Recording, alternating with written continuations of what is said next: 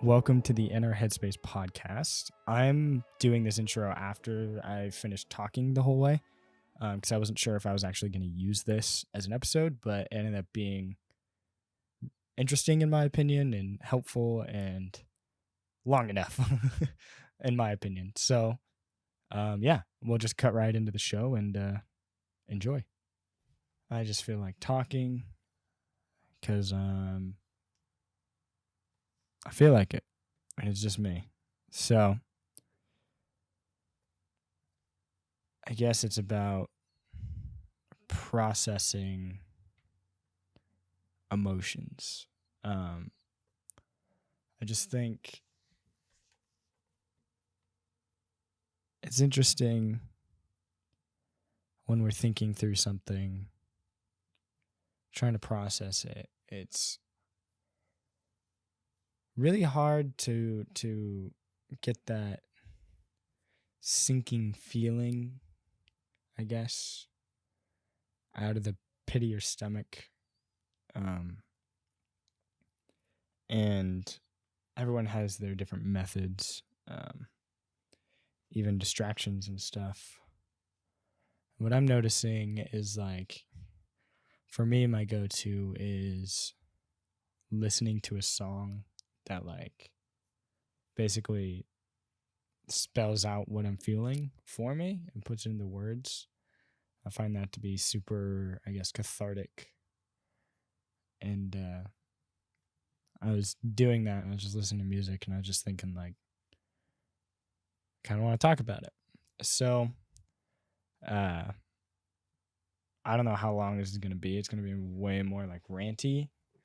And since I'm by myself, it's like, and I'm also in a really squeaky chair. But since I'm by myself, it's probably going to go super like off the rails or whatever. But I guess where I was wanting to start was like the different stages, I guess. And it's like you feel something and then you start to think about what you're feeling, whether it be excitement or sadness or anger or whatever. Like, could be, this goes, I feel like, for any emotion. Doesn't have to be negative, but you feel it and then it's like you get your initial reaction and then that lasts about 5 minutes and then you go into the next stage, which is like trying to understand what's going on.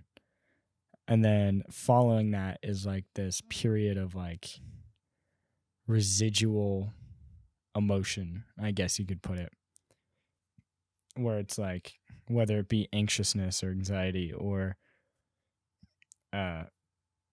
excitement / anxiety and or it can be like a pit in your stomach where it's like you're trying not to think about the thing and then you think about it and you're like, oh yeah, and then like, and that feeling just doesn't go away. And for me, I feel like I said before, what helps me is listening to something and having someone basically convey it for you. But I think what's interesting is like, how does, I guess it's never been a conscious thing, at least for me. Like, what's after that? Do I just, you just keep listening to something until you're satisfied? Or is it like you start to accept or reconcile or calm down or whatever? And I just think it's interesting, like,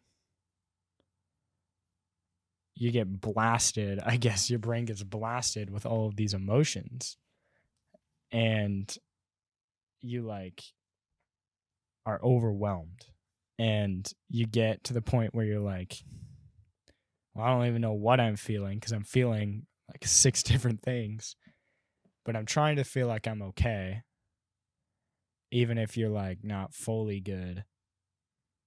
And then I go and listen to music and then I'm like, yeah, okay, I feel like this is what I'm feeling. And then it's like, now what? Like, okay, I know I'm feeling it. I know for the most part, my like I can name the feeling I'm feeling, but like, how do you, I guess, pinpoint like what? I don't know. I'm like I said, I'm just rambling, but I just think it's interesting the way people process stuff, and it can take a couple minutes to like couple hours to like couple days even, or even weeks or whatever. But I've always found it fascinating. Like me personally, I've always been one to internalize my thoughts and internalize the way I think about something. But then you mix in other factors like, um, say something's upsetting you and you're getting anxiety from it. And then it's like, okay, well, why am I getting anxiety from this? And then you think about it, you're like, oh, it must be because I'm insecure about this one thing, or like I'm super scared of this thing, or I'm uncomfortable or whatever. And you just go, once you realize it's one of those other factors, it's like, it just feels like a strange, like a loss for what to do, how to like fix it, even though it's not always good to just immediately fix something. There's always that want to be like, I want this to not be happening right now, but it is. And I don't know. I'm talking in circles, but this is why I wanted to just like jump on and just kind of brain vomit these thoughts that I was having. And you can really like, I think the hard part, I guess, or like what can be damaging or challenging or whatever, is like you can get yourself stuck in a loop where you're upset or anxious about something, and then you do whatever coping you do, and then all of a sudden it's like it's still there and it still comes back, and then it's like, oh. And I feel like a lot of the time it's just you're just waiting for that feeling to go away. But if you're too conscious of it, then the feeling never goes away because it's constantly re-triggering itself.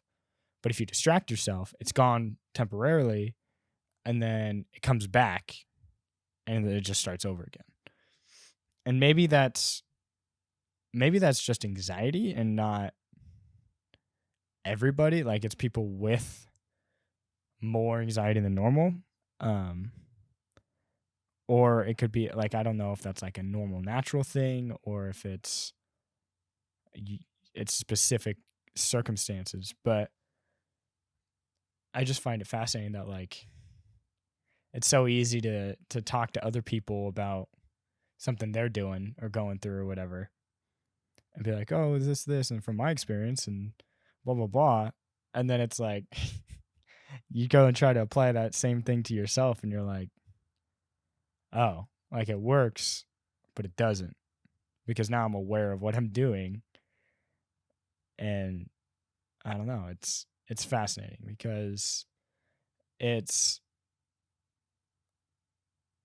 hard when you're feels like you're getting followed by a feeling and you need to shake it, but you can't.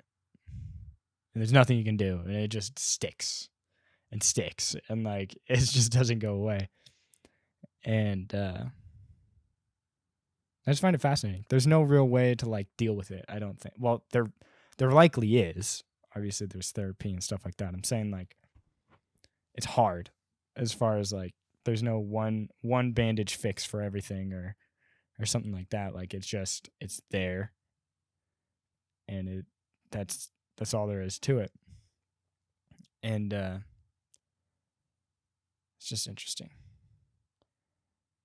And another thing popped in my head, which I guess would just be no smooth transition or anything. It's just jumping to the next thing.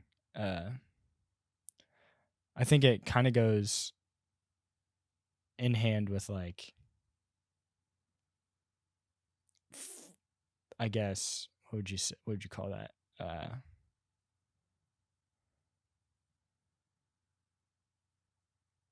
for some reason, the only thing I think of is like forgiveness. And does forgiving somebody help that person, or doesn't it? I think that's also really hard, because it can feel like, oh, well, it's okay because of this. And then it's like, yeah, but that doesn't fix anything and help them, really, honestly, like, unless it's the one thing they're looking for, which I feel like oftentimes it's not. And then you got to think for yourself, like, does that help me? Does it help me to vocalize that? Does that make me feel better? And again, it's like, I guess it depends, but it's just really weird the way, I guess, people can communicate and process their own emotions. Surprisingly, like, not surprisingly at this point, but it's almost ironic. Our biggest, I guess, thing that makes us unique as humans is our capacity for emotion, our capacity for empathy and things like that. Yet we don't even know how to control it naturally. Like, and maybe we do on some sort of like primal level, but like not adapted well for our current society, at the very least. Like, there's so many things that actively push against us in society, where it's like, I think that's what causes these loops, and that's what causes all this stuff. And I think I don't even think we hold the answer to like one of the biggest questions, which is like, what do I do? How do I I'm going through this hard thing. How do I process this? How do I get through it? How do I move on? How do I, like, there's no blanket answer, and I don't even think there is any answer. Like, some people, you just, like, sometimes you just can't get over something, and sometimes you can get over it super fast. And I don't think it comes down to the method in which you use, or the method in which you actively take to do so. I think it's like you have to, depending on how much time, I think the end goal isn't, oh, I have to get over it. It's like, you need to feel comfortable in your own head with this thing. You need to feel like good about like what you're feeling. That didn't make sense. You need to feel good about the thing that you're having trouble processing through.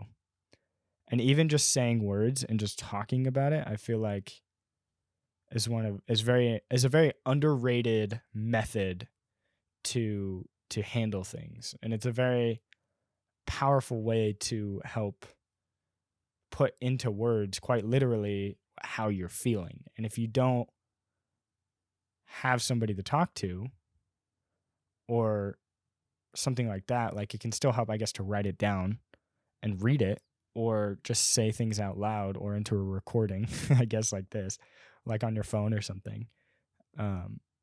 And take the time to, like, get it from your brain into thoughts, and then from thoughts into words, because there's still a translation point that happens with words, and it helps you really, like, express yourself. And I think a lot of the struggle comes from people trying to express their emotions and trying to translate it. Like, I think a lot of people get caught up in the translation part of taking what's in their head and turn it into words, because our, I guess, natural way of doing it is taking it from our head and putting it into emotions and actions. And that's how we can go from, like, processing something to like really mad, really sad, really happy, really like an extreme emotion, because we haven't given ourselves the opportunity to take it from in our head to the thoughts, and then from the thoughts to the words. And it's really hard because sometimes it feels like there's peanut butter in your mouth, like you can't speak. And I think that's where it's really helpful to write it, at least. Like, it's way easier to write than try to speak in those situations, I think. And I think that's super important to, like, we've talked about communication in the past on this show, but like, I think communication with other people is just as important as communication with yourself. Communicating with your own brain, like your own emotions, taking that and kind of flipping a mirror on itself and looking inward and being like, I'm feeling this way because of this. I'm allowed to feel this way because of this. Maybe I shouldn't feel this way because of these reasons. And I think it's hard because if you're in a state of guilt, let's say, and you're flipping that mirror and you're like, I feel upset like in this way, and I'm expressing myself in this way, but I can't come to an understanding with myself and an explanation / reasoning because of its very nature. It's guilt. It's like, oh, I did this thing wrong. And then people can get, and it's like almost an extreme version of what I was talking about earlier, where like you're stuck in a loop again, but instead of like, oh, I'm upset because this thing happened out of my control, it's like, I'm upset because I did this thing and I can't undo the thing. And now I'm stuck in a loop of trying to like convince myself that like I'm okay, or not trying to convince yourself, and you're like battering yourself, you know? And I think it's tricky. And I've said this before, but it's important that you react naturally. You don't suppress your reactions. You react appropriately, but you need to react naturally. Understand that you reacted a certain way. And then the next step is what I've been talking about, which is the internalizing part. But I think that's way too vague and general, honestly. Like, what does internalizing mean? What does self-reflection mean? What does looking inward mean? Like, honestly, they could just be buzzwords, you know? But I'd say my description of self-reflection and looking inwards is communicating with yourself in a way where you seek to understand what is going on in your head. Excuse me. So whether that be through listening to a song or music that helps almost translate that for you, or writing it down, just your raw, plain thoughts, and looking at them and seeing them visibly and being, you know, oh, okay, I feel this way because of this, or reading a book or watching a show. Like, I think our first instinct is try to be comfortable. We're in an uncomfortable spot and we need to get comfortable quick because I don't like this feeling. And everybody does it. I do it for sure. And like, it's not like a bad or negative reaction to have, but I also feel like you got to have that for a little bit, and then you need to like excuse me, you need to like get back on track, I guess, into like that process. And you need to get to the point where you need to feel comfortable in your own skin. You need to feel good about yourself. And it's hard to do that when you're like upset at yourself for doing something. And I think it's, I don't know. I just thought about it. Like, I know when I go through feelings of guilt or like something like that, like, oh, I messed up, I did this thing wrong. Obviously, step one is like admit it, and like if you can get to that point, like that's really good. And you get to and then the next stage is like, okay, well, why did I do this? All right, was that okay? Yes or no? No. Then like, how can I? What is the root of my feeling? How can I reconcile?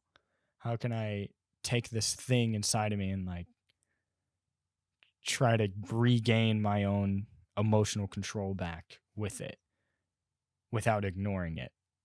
And that's the challenge. That's the unanswered question, and that's what I mean by like this thing that makes us so unique. It makes us human. Is something that is almost impossible to master. It's almost impossible to genuinely understand and feel and like communicate with yourself. But emotions drive our very being. It drives the way we think, our actions. It drives our relationships. It drives everything, every single part and aspect of our life. And we can't even control it. And it feels so random at times where you're like, why did I do this? Oh, because I had this emotional feeling. Or why did I say this? Or why did I react this way? Oh, because it was an impulse emotional reaction. Oh, I got in a fight with some guy at the store. Why did I say the things I said? Oh, because I was really offended, or I felt unsafe. I felt like, I think it's important to like, it sounds so simple and almost like meaningless, but I think it's so powerful to be able to like explain to yourself what's going on. I said it before with like the goals thing. Why are you going to college? Why are you buying this thing? Like, why are you doing this thing? Don't justify it, but explain it to yourself. Why did I do this thing? And if you can better understand, you're going to bring up your own self-confidence in the fact that like, okay, I'm standing on solid ground. I'm not up in the air as to why things are happening. Like, I have at least a little ounce of control over what I'm feeling and doing. And I think when it comes circling back around to that guilt/regret type of thing, I think that one takes more time than usual. Other than like, I'd say grieving is another one kind of like that, where it feels so like you can't undo it. It feels so permanent that like you feel helpless. You feel like, what do I do? I literally just have to sink into my emotions and feel it, which is good.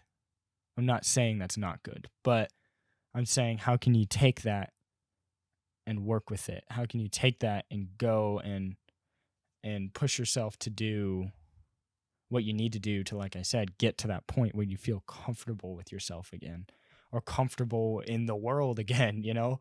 Like, it's so important, I feel. And I think like it's cathartic, and it's very calming to not hide from yourself. Don't hide from your emotions. Don't hide from your reasoning for living and doing things. Don't hide from potential negativity or pain, because at the end of the day, like, you're not avoiding it. You can distract yourself from it, but it's happening in the background regardless. Like, you have to like, there are times where you have to face things head on and just do it. And pain is the greatest teacher, I guess. Like, Jared would use the quote, a quote from Yoda at this point, which would be, the greatest teacher failure is. And I feel like that's very true, and it's applicable even when it's your fault, because it's, as long as you're genuine and you genuinely feel like there was a problem, whether you created it or something happened or whatever, like as long as it's a big enough deal to you, it will teach you a lesson whether you want it to or not. And this kind of touches back, we did an episode on lessons of failure and communication. Like this is kind of an amalgamation of all of that, but I want to focus mostly like on the emotion and like why this thing that is very much out of our control, how can you reconcile with that and take it in and kind of implement the logical side, I guess, to help piece things back together in your own head. Because there are times where you feel like you're falling apart and you're breaking at the seams, and I think it's very unlikely for anybody to think with a clear head in very emotional times. But it's important to at least know at the back of your head, like, this is what's happening right now in the moment.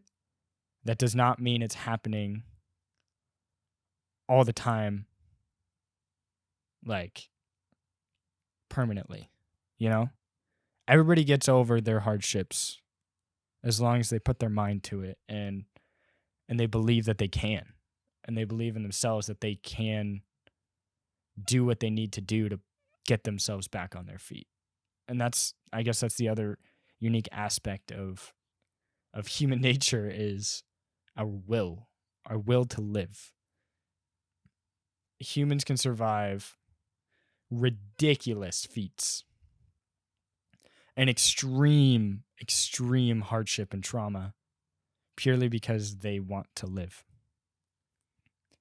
And not to say this is on the level of living or dying, but I'm saying, like, if it can do that, then it can help you get through a hard emotional time. It can help you try to push yourself that little extra mile to try to communicate with your own inner self or your own brain, your own emotions, and like truly piece together all of these flying parts that are just scrambling and crashing into each other, And I think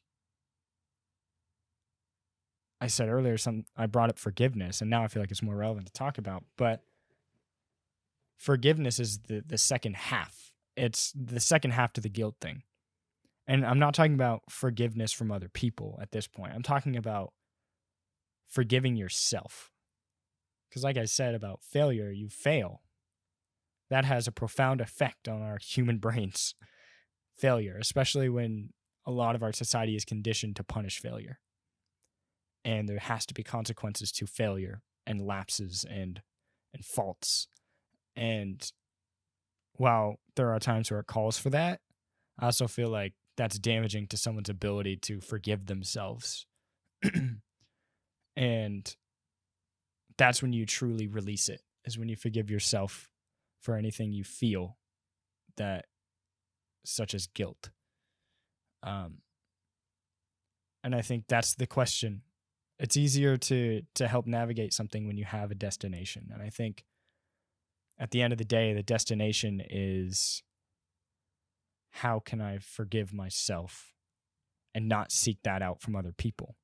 Or if you're on the other end and you're not the guilty one, you're the one that's being hurt, I guess at the end of the day, it's how can I forgive the other person and feel comfortable again with my own emotions? And when those two things meet, I think that's when a conflict is genuinely resolved and there's nothing hidden or pent up or being kept. And then that ties into the communication part with other people and within yourself. So I got a little inspiration in my head, and I was like, home alone. I was like, I want to record this. So I'll probably just turn this into a full episode. And yeah, so thank you for listening. And I'm not gonna do any of the plug stuff. Not in the zone for that. So this one's like a half episode, I suppose, but I'll play it out as like this week's episode because I think it's pretty interesting.